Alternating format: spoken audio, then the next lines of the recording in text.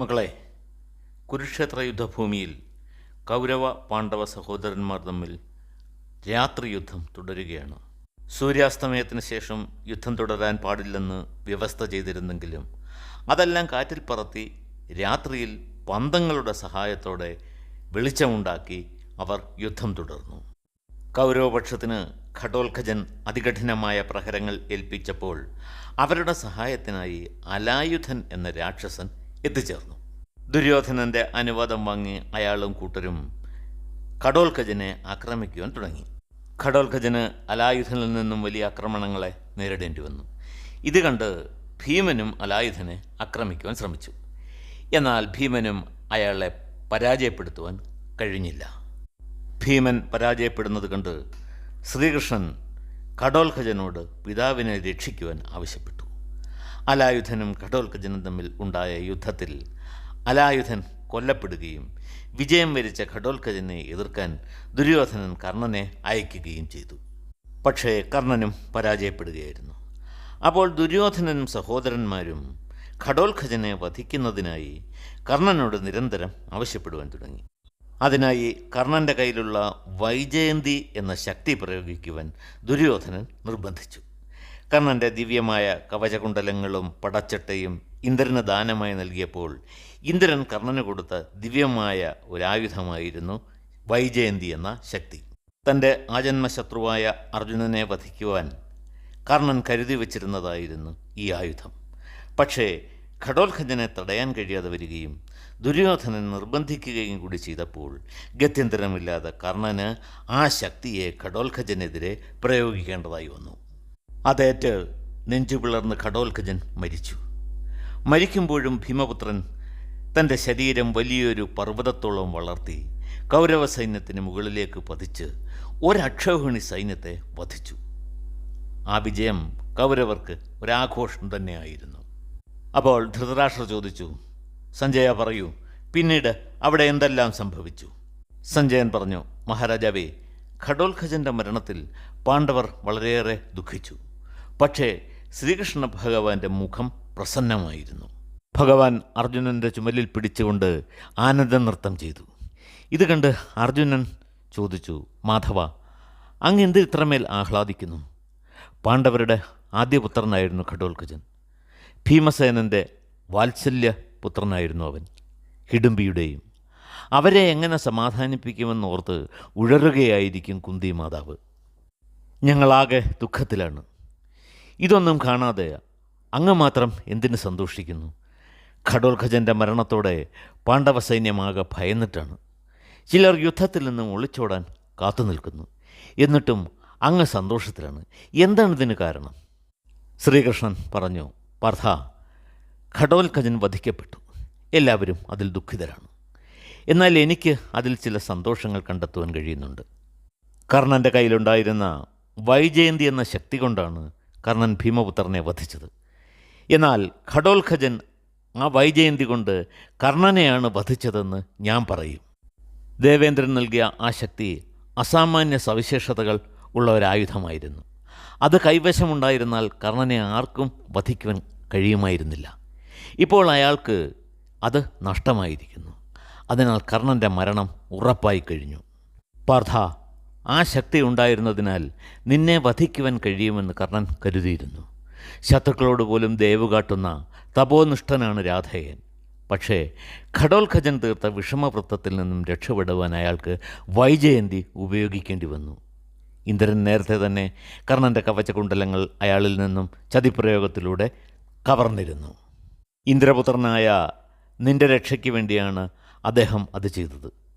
ഇന്ദ്രൻ പകരം നൽകിയ ശക്തിയും ഇപ്പോൾ കർണന് നഷ്ടമായിരിക്കുന്നു.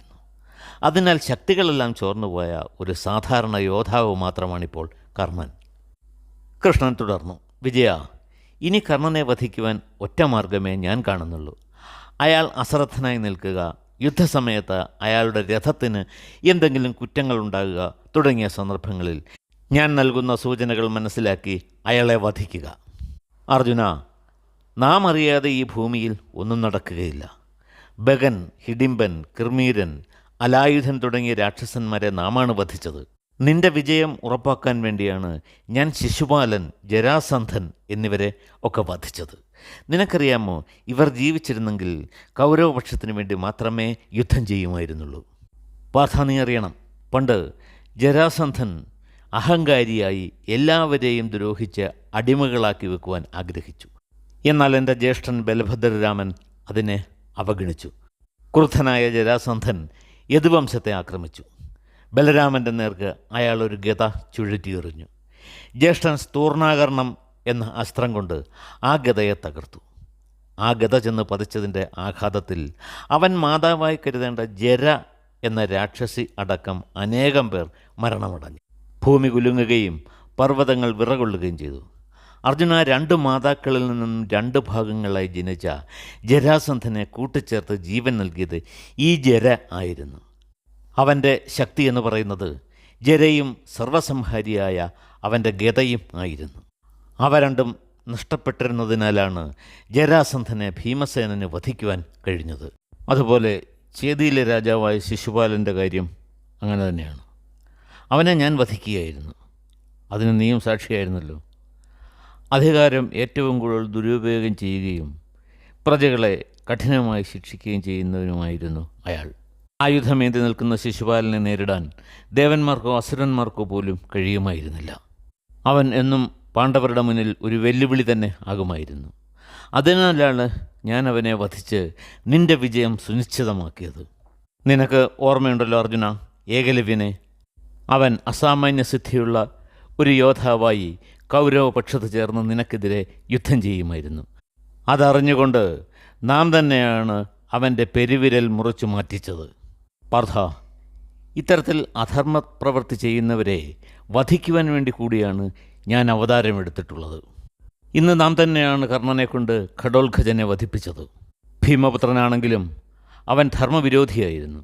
യജ്ഞവിരോധിയും അധാർമികനും പാപിയുമായിരുന്നു ഘടോത്കചൻ.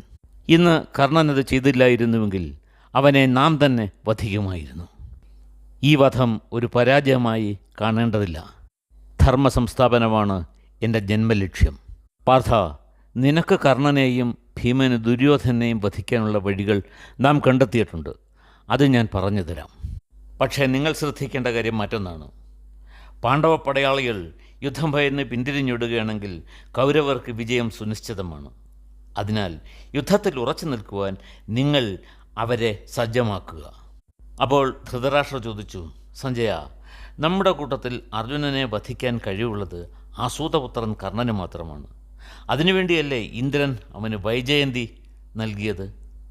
ഇപ്പോൾ ആ ശക്തി അവനൊരു രാക്ഷസനെ വധിക്കാൻ വേണ്ടി പാഴാക്കി. അർജുനവധത്തിന് വേണ്ടി അവനത് കരുതി വയ്ക്കേണ്ടതായിരുന്നില്ലേ? സഞ്ജയൻ പറഞ്ഞു, മഹാരാജാവേ, നാമൊക്കെ പ്രതീക്ഷിക്കുന്നതിലും എത്രയോ ബുദ്ധിമാനാണ് ശ്രീകൃഷ്ണ ഭഗവാൻ. കർണൻ ആ ശക്തി പാർത്ഥന് നേരെ മാത്രമേ പ്രയോഗിക്കുകയുള്ളൂവെന്ന് ഭഗവാന് നിശ്ചയമുണ്ടായിരുന്നു. അതിനാലാണ് അദ്ദേഹം ഘടോത്കചനെ കർണൻ്റെ മുന്നിലേക്ക് അയച്ചത്. ഒരു വിധത്തിൽ പറഞ്ഞാൽ ഭഗവാൻ അർജുനനെ രക്ഷപ്പെടുത്തുകയായിരുന്നു. ഇപ്രകാരം എത്രയെത്ര അപകടഘട്ടങ്ങളിൽ അർജുനനെ അദ്ദേഹം രക്ഷിച്ചിരിക്കുന്നു. ധൃതരാഷ്ട്രർ പറഞ്ഞു, സഞ്ജയ, കർണൻ അതിബുദ്ധിമാൻ തന്നെയാണ്. എന്നിട്ടും അയാൾ എന്തുകൊണ്ട് ഇതുവരെ ഇന്ദ്രൻ നൽകിയ ശക്തി അർജുനന് നേരെ പ്രയോഗിച്ചില്ല? നിങ്ങൾക്കെങ്കിലും അയാളെ ഉപദേശിക്കാമായിരുന്നു. മഹാരാജാവേ, യുദ്ധത്തിൻ്റെ പദ്ധതികൾ രാത്രിയിൽ ചർച്ച ചെയ്യുമ്പോൾ ദുര്യോധനനും ശകുനിയും ദുശാസനനും ഈ ഞാനുമൊക്കെ കർണനെ ഇക്കാര്യം ഓർമ്മപ്പെടുത്തുമായിരുന്നു. നാളെ യുദ്ധത്തിൽ നിങ്ങൾ മറ്റൊന്നും ശ്രദ്ധിക്കേണ്ടതില്ല. പാർത്ഥനെ വധിക്കണമെന്നുള്ള ലക്ഷ്യം മാത്രം നിങ്ങൾ കരുതിയാൽ മതി. ബാക്കിയുള്ളവരുടെ കാര്യങ്ങൾ കൗരവർ നോക്കിക്കൊള്ളും. അർജുനൻ വധിക്കപ്പെട്ടാൽ പിന്നെ പാഞ്ചാലവും മത്സ്യദേശവുമൊക്കെ നമുക്ക് അധീനമാക്കാം. കർണ, നീ അല്ലെങ്കിൽ കൃഷ്ണനെ വധിക്കുക. അദ്ദേഹമാണ് പാണ്ഡവരുടെ ശക്തിയും പ്രചോദനവുമെല്ലാം. രാജാവേ, കർണൻ പലതവണ കൃഷ്ണനെ വധിക്കാമെന്ന് സമ്മതിച്ചതാണ്. പക്ഷേ യുദ്ധക്കളത്തിൽ അയാൾ കൃഷ്ണൻ്റെ മുന്നിലെത്തുമ്പോൾ ഒരു മന്ദനെ പോലെ മോഹവലയത്തിൽ അകപ്പെടുന്നു. എന്നാൽ അയാൾ കൃഷ്ണനെ വധിച്ചിരുന്നെങ്കിൽ ഈ ഭൂമിയാകെ അയാളുടെ അധീനതയിൽ ആകുമായിരുന്നു. എന്നാൽ ശ്രീകൃഷ്ണനാകട്ടെ ഓരോ തവണയും മഹാരഥന്മാരായവരെ മാത്രം തിരഞ്ഞെടുത്ത് കർണൻ്റെ മുന്നിലേക്ക് അയക്കുന്നു. അങ്ങനെ കർണൻ്റെ കൈവശമുള്ള ഓരോ ദിവ്യ ആയുധങ്ങളും നിഷ്ഫലമാകുകയാണ്. രാജാവേ, ഭഗവാന്റെ ശ്രദ്ധ അർജുനൻ്റെ രക്ഷയിൽ മാത്രമാണ്. കർണനിൽ നിന്നും എത്ര സമർത്ഥമായിട്ടാണ് പാർത്ഥനെ ഭഗവാൻ സംരക്ഷിക്കുന്നത്. ഇങ്ങനെ സംരക്ഷണം നൽകുന്ന ഒരാളിന് സ്വന്തം സുരക്ഷ ഒരു പ്രശ്നമാണോ? ആ മഹാനുഭാവനെ ജയിച്ചടക്കാൻ ഈ ത്രിലോകങ്ങളിലും ആരുമില്ല. യുദ്ധഭൂമിയിൽ ഭീമപുത്രൻ വധിക്കപ്പെട്ടപ്പോൾ സാത്യകി ഭഗവാനോട് ചോദിച്ചു, ഭഗവാനെ, ഇന്ദ്രദേവൻ നൽകിയ ശക്തി ഘടോത്കചന് നേരെ കർണൻ പ്രയോഗിച്ചു. എന്നാൽ ഇത്രയും കാലം അത് പാർത്ഥന് നേരെ എന്തുകൊണ്ട് കർണൻ ഉപയോഗിച്ചില്ല? ഭഗവാൻ പറഞ്ഞു, സാത്യകി, ദുര്യോധനൻ, ദുശാസനൻ, ജയദ്രഥൻ, ശകുനി എന്നിവർ നിരന്തരം കർണനോട് അർജുനനെ വധിക്കാൻ വേണ്ടി ആ ശക്തി മാറ്റിവെക്കണമെന്ന് ആവശ്യപ്പെട്ടിരുന്നു. കർണൻ്റെ ലക്ഷ്യവും അതുതന്നെയായിരുന്നു, അർജുനനെ വധിക്കുക. ആ ഒരു ചിന്ത മാത്രമേ അയാളുടെ മനസ്സിലുണ്ടായിരുന്നുള്ളൂ. എന്നാൽ ഞാൻ തന്നെയാണ് അയാളെ ഒരു മോഹവലയത്തിൽ നിയന്ത്രിച്ചത്. ആ ഒരു കാരണത്താലാണ് കർണൻ പാർത്ഥനെ വധിക്കാൻ ശ്രമിക്കാതിരുന്നതും. അർജുനനെ സംബന്ധിച്ചിടത്തോളം ആ ശക്തി മരണകാരണം തന്നെയാണ്. അത് ആലോചിച്ച് എനിക്ക് എത്രയോ രാത്രികളിൽ ഉറക്കം നഷ്ടപ്പെട്ടിട്ടുണ്ട്. എന്നാൽ കർണൻ ഘടോത്കചനെ വധിച്ചപ്പോൾ അർജുനൻ മരണത്തിൽ നിന്നും രക്ഷപ്പെട്ടു. സാത്യകി, മറ്റേതൊരാൾ മരിക്കുന്നതിലും വലുതാണ് അർജുനൻ്റെ മരണം. ഇനി ഞാൻ തന്നെ മരിച്ചാലും അതൊരു നഷ്ടമായി ഞാൻ കരുതുന്നില്ല. ഘടോത്കചനിലൂടെ അർജുനൻ സുരക്ഷിതനായി എന്നത് എന്നെ വളരെയേറെ സന്തോഷവാനാക്കുന്നു. മഹാരാജാവേ, സഞ്ജയൻ തുടർന്നു, അർജുനൻ്റെ ഉയർച്ചയും സുരക്ഷയും കണ്ടറിഞ്ഞ് പ്രവർത്തിക്കുന്ന ശ്രീകൃഷ്ണൻ സാത്യകിയോട് ഇപ്രകാരമായിരുന്നു പറഞ്ഞത്. ധൃതരാഷ്ട്രർ പറഞ്ഞു, സഞ്ജയ, ഇതിൽ നിങ്ങളൊക്കെ തന്നെയാണ് തെറ്റുകാർ. ഇന്ദ്രൻ്റെ ആ ശക്തി ഒരാൾക്കുമേൽ മാത്രമേ പ്രയോഗിക്കാവൂ എന്നെല്ലാവർക്കും അറിയാമായിരുന്നു. എന്നിട്ടും ആ സൂതപുത്രൻ അത് പാഴാക്കി. അയാളത് അർജുനൻ്റെയോ ശ്രീകൃഷ്ണൻ്റെയോ മേൽ മാത്രമേ പ്രയോഗിക്കാവൂ എന്ന് നിങ്ങളും ഉപദേശിച്ചില്ല. അങ്ങനെയല്ല മഹാരാജാവേ. നിത്യവും യുദ്ധപാളയത്തിൽ വെച്ച് ഞങ്ങളിത് കർണനെ ഓർമ്മിപ്പിക്കുമായിരുന്നു. എന്നിട്ടും നേരം പുലരുമ്പോൾ കർണനും സൈനികരുമെല്ലാം ഒക്കെ മറന്നതുപോലെയായിരുന്നു പ്രവർത്തിച്ചിരുന്നത്. എന്താണ് ഇങ്ങനെയൊക്കെ നിരന്തരം പരാജയം ഏറ്റുവാങ്ങേണ്ടി വരുന്നത് എന്ന ചിന്തയിൽ ധൃതരാഷ്ട്രർ അന്ധമായ കണ്ണുകളാൽ മുകളിലേക്ക് നോക്കിയിരുന്നു. ഈ കഥയുടെ ബാക്കി ഭാഗം നമുക്ക് അടുത്ത ദിവസം കേൾക്കാം.